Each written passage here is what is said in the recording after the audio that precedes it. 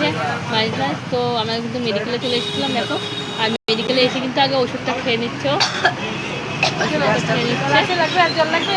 আর ওর হাতে চাপা লেগে গেছে, দিয়ে এত টান ছিল।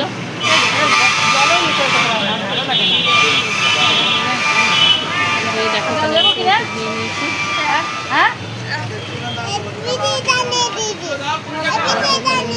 হয়ে গেছে ওখানে খেয়ে নিলে এত ব্যথা হচ্ছে বলে। যাই হোক না,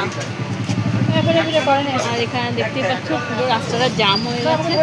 দেখো এতটাই জাম রয়েছে, অনেকটাই জাম রয়েছে। হ্যাঁ জাম দেখতে পাচ্ছি, সব গাড়ি।